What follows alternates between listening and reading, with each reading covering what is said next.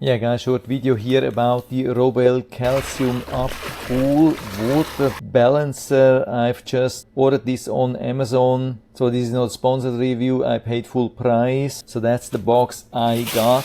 Here on the back we have some information really important to read, because we have to fill up a bucket with water, then pour, I think, maximum 2 pounds in it, fully dissolved, then pour it into the pool, and repeat until we have reached the desired target. Here we have also description how much we need in the pool based on what type of pool we have. Here we can also see a chart. Unfortunately there was a sticker over it, but we have a nice chart which shows what size of pool, what desired increase of ppm, and how much we need for that to achieve that. But of course we want to know how this looks inside. I have no idea what we have here. I'm opening this here for the first time. So it's not a bucket. We get this plastic bag, but it's not a disadvantage for me. What's good is it looks really clean, so we can easily open that, maybe use later a normal plastic clamp. I think there is no container in it, no shovel, no nothing.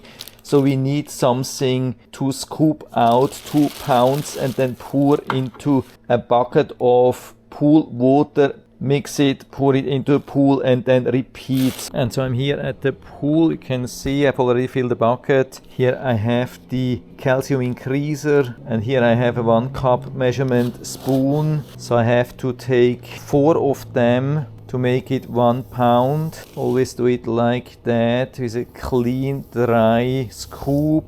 Number 3.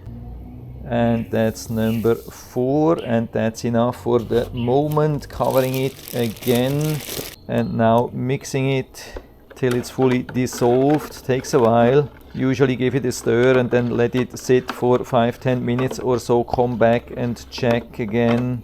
And so this is a little bit later. You can see it's still cloudy, but I can feel there are no grains at the bottom anymore, so it's ready to pour into the pool.